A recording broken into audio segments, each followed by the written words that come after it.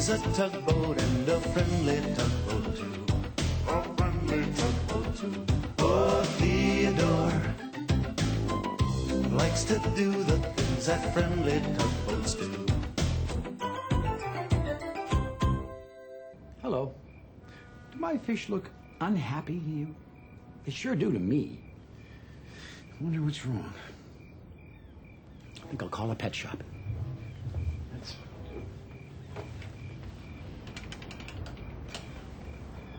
Hello, Pugwash Pet Shop? Yeah, it's the harbor master. You know, my fish look, well, they don't look happy. No, the fins are fine. No white spots on their scales. Oh, I see. Well, thank you very much. They don't think that fish can look unhappy. But they're my fish. I think I know if they're unhappy or not. I know what Theodore would say.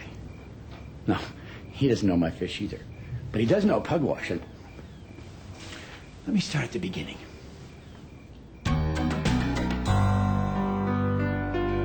Theodore and Pugwash the mini-sub were going for a cruise together before dock time one night.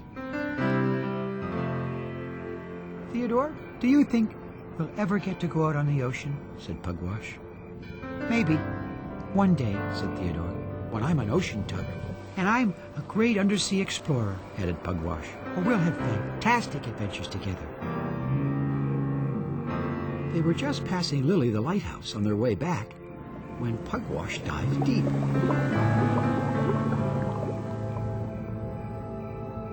Then she popped up again in another part of the harbor. Why did you do that? Theodore called, moving over to Pugwash. Oh, I don't like lighthouses, Explained Pugwash, kind of sheepishly. Why not? Theodore wanted to know. First, they shine their light, Explained Pugwash. and then they blow their foghorn. It's a very scary sound. I thought undersea explorers aren't afraid of anything. Smiled Theodore. Oh, I know that. Said Pugwash. But she couldn't stop a little shiver running down her hull when she heard that foghorn again.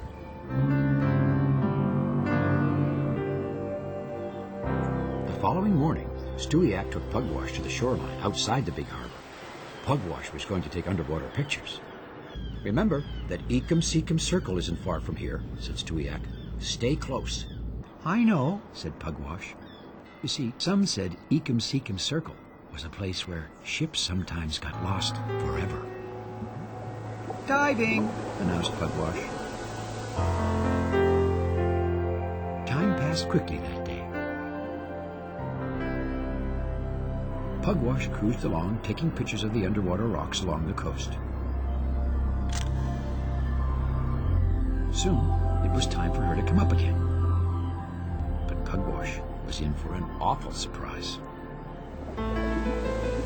She broke through the surface and saw Lunenburg Lighthouse. Lunenburg was shining her light, but Pugwash just knew what was coming next. Foghorn! She shuddered and dived again. As deep as she could go. Back in the big harbor, Theodore returned from work to find the dispatcher talking to Emily in an urgent voice. Stewiacke has reported that Pugwash is missing, he said. I would like you to help find her. I want to go too, Theodore said right away. This is a job for an ocean tug, the dispatcher told him. You just don't know the area outside the harbor well enough, Theodore. But I know Pugwash, said Theodore in a firm voice. He does spend more time with her than anyone else, said Emily. The dispatcher was thoughtful for a moment. Very well, Theodore, he said. But remember, Constance will be in charge out there.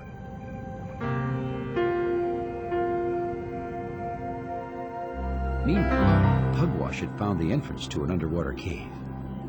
I'll be safe from that lighthouse in here, she told herself. Pugwash slowly entered the cave. Then she thought she heard voices. She turned and got a fright. 3 rocks were staring at her. Who? What are you? She stammered. Lo and behold, the rocks began to speak. Harum scarum, shockum freakum, we're the rhyming rocks of Ekum Seekum. Boo, added the third rock. And that's when Pugwash knew she had dived straight into the terrible Ekum Seekum circle, where ships sometimes got lost forever. Pugwash began to back out of the cave, and the rocks began to talk again. Fold 'em, sub or mouse. She'll come back fast when she beholds that lighthouse. And that scary foghorn, added the third rock. How do they know I'm scared of that sound? Pugwash thought to herself. Then, maybe the rocks were right. How could she go back up there? Pugwash decided to try to find another way out of the cave. She floated on through the cavern.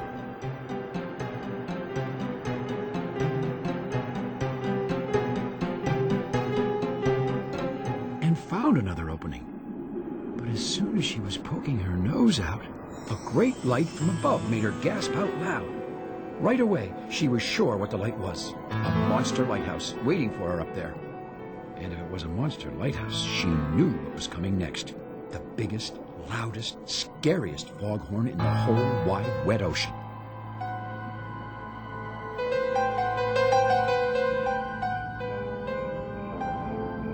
At that very moment, Theodore and Emily were arriving at Shipwreck Rock. They could see Constance the Coast Guard ship and Stewiacke by the light of the big, bright full moon beaming down on the water. Theodore, called Constance, stay close to the shore and out of the way. Emily, you come with me. I know I can help find Pugwash, Theodore said softly. but no one else believes I can. Theodore was floating towards the shore When Lunenburg's light hit his face. Lighthouse, he said to himself. Foghorn, He added. Suddenly, Theodore had an idea where Pugwash was. But Constance had told him to stay close to the shore. Oh, what should I do? He tried to decide. Constance was leading the search team, shining her powerful searchlight at the water. There's only a cave down there, said Northumberland, rising to the surface. The submarine was helping look for Pugwash, too. It was too small for me to go inside, added Northumberland, but I didn't see Pugwash anywhere. Turn off that light. A voice called out. It was Theodore. You're scaring Pugwash. He added. Theodore, what are you talking about? Said Constance. Pugwash is afraid of lighthouses, Theodore said quickly. especially foghorns. Theodore, we don't know what you're talking about. Said Emily. She always dives when she sees a lighthouse. Theodore replied. She won't come up Because she thinks Constance's searchlight shining down on her is a lighthouse, too. Are you sure about this? Said Constance. She always does. Repeated Theodore. Very well, said Constance, turning on her searchlight. We'll try this. Everyone held their breath. Then, nothing. No sign of Pugwash. We'll keep looking my way, Said Constance, turning her searchlight on again. We must have missed something the first time. Theodore, it's time you went home. The others began to head off again. I was sure I was right. Theodore said to himself. At least the moon is shining, said Northumberland, beginning to dive again. It's as bright as a lighthouse down there. Lighthouse. Repeated Theodore.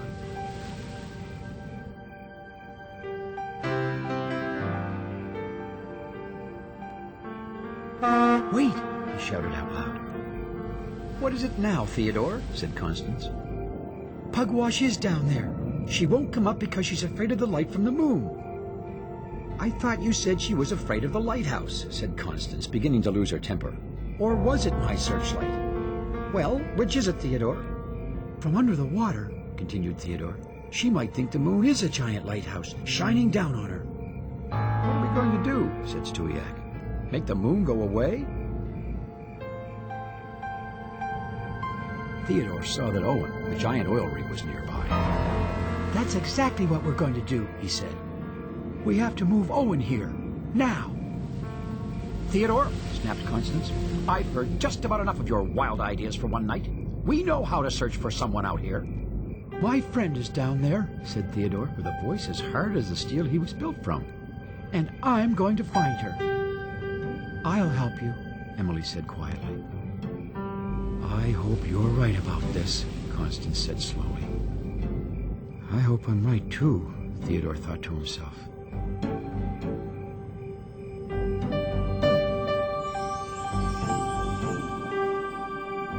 Deep down below, Pugwash was still staring at the beam of light. She was sure that with a light that big, there must be a horrible foghorn sound with it. The fear almost froze her where she floated. Far above, Theodore and Emily were using every bit of strength they had to move Owen over Ecum Secum Circle.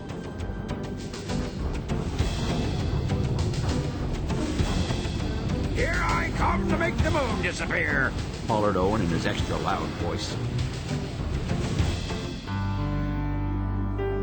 Down below, Pugwash saw that the light was going out. Lighthouses don't stop shining their lights, she said to herself. She began to wonder if that bright light really had been a lighthouse. At last, the big oil rig was in position. The tugs had got him between the moon and the water like a giant umbrella. Turn off your lights. Theodore called. Everyone did what he asked.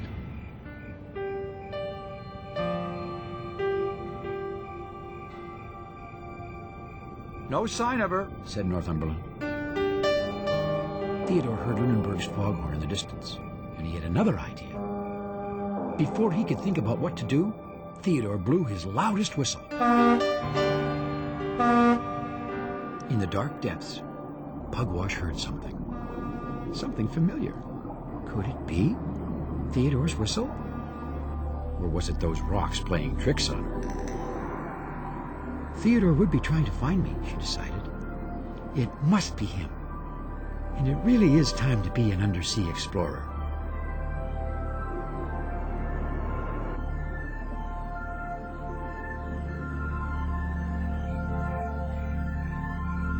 This isn't working, said Constance. Wait, just a little longer, please, called Theodore.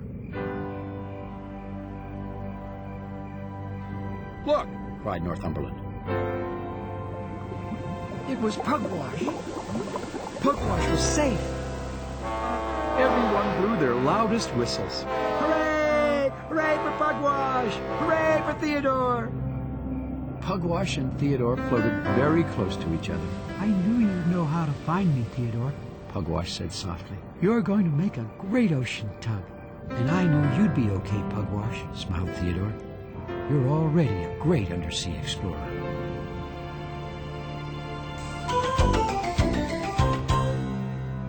Wasn't that a good idea Theodore had, to get everyone to turn off their lights? Wish I had a good idea about how to make my fish happy. I just know something's wrong, even if no one else thinks so.